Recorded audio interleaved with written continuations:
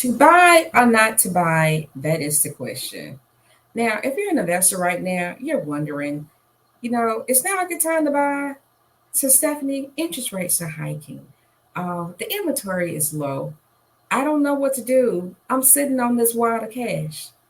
Listen, he who holds the cash holds the keys. Let me say that again.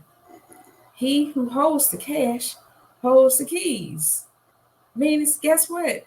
If you have the cash, you're at an advantage versus the people who don't.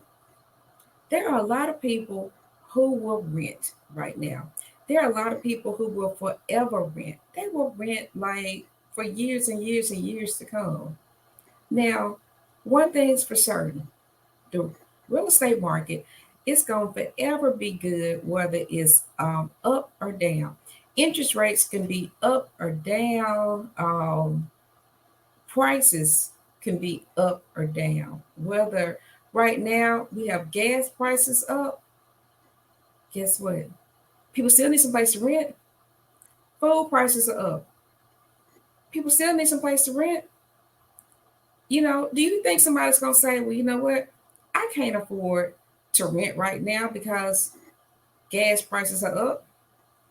What they going to do? They may find a less expensive place to rent because gas prices are up and food prices are up. Do you know, I went to get a burger last night from Five Guys and Fries. I think that's the name of it. And I hadn't been there in a long time. They put it like a new one in Trustful. And it's okay. I'm going to go get a burger.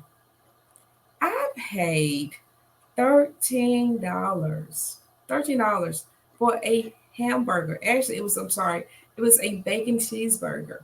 A bacon cheeseburger, no fries, no drink. And when I got the burger, I was very disappointed. I looked at it, I was like, are you kidding me? Really? It looked like a regular cheeseburger patty. And she said, the waitress, she said, well, it's a double patty. I said, a double patty? Really? I'm thinking like it's gonna be this huge monster burger, and it was not. Well, listen, my point is, it doesn't matter if food prices are up or gas prices are up or whatever. People gonna always rent. So he who holds the cash holds the keys, holds the cards to the real estate market. Keep that in mind because you're gonna always be on top. Now, the good thing about owning real estate in times like this is that you're going to have people who are going to actually rent longer because some people, you're going to always have people living on Section 8. You're going to always have people who are long term renters. And what I mean by that is that we actually have long term renters. I have been a property manager since 2016, and I have tenants that have been in these properties for over 20 years. They have been tenants in these properties before I was their property manager. They actually stayed in the property maybe 10 years before, and they're still tenants of mine right now. And the property's been sold, and I'm still the property manager because they are long term tenants. They don't plan on moving, they take ownership of the property. Now, see, those are the best type of tenants to have. Now, you may say, now, where do I buy? You can buy in the lower class neighborhoods, you can buy in the upper class neighborhoods. It depends. But one thing's for certain is that you want to always buy low, sell high. Let me say that again. Buy low, sell high. Buy low, sell high. Do I need to sell a little faster? Buy low, sell high. Buy low, sell high. Yes, that's what you need to do. Buy low, sell high. You don't want to always buy at the top appraised value. You don't want to buy the best house on the block. This is not a house you're going to personally live in. And even if it was, you don't want to buy the best house on the block. Don't ever want to do that.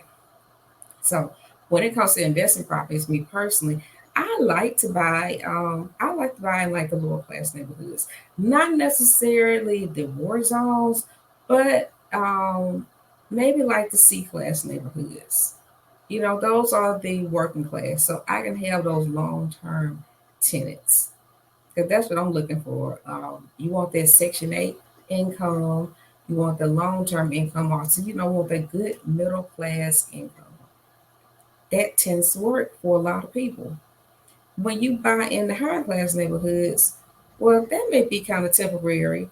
Some people may rent there, forever, maybe, but if they have a decent job, they're going to eventually want to buy a house of their own.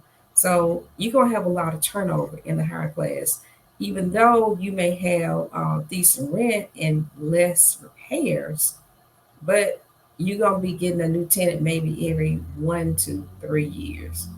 If you're okay with that, that's fine. That means that you got to update your property every 1 to 3 years because we have the tenant turnover and you may have a bad tenant. You never know. We just had a tenant to move out and my investor had to put $6,000 in it after 1 year. Unreal. But then again, we had another tenant to move out and we had to do a sales clean. So it really just depends. All tenants are not bad.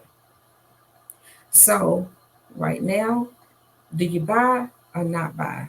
That is the question. I say buy. Me, I'm going to buy. I'm gonna buy an apartment complex. I'm gonna buy single family homes. I'm just going to buy. I'm gonna flip some. I'm gonna buy some. I'm gonna build some.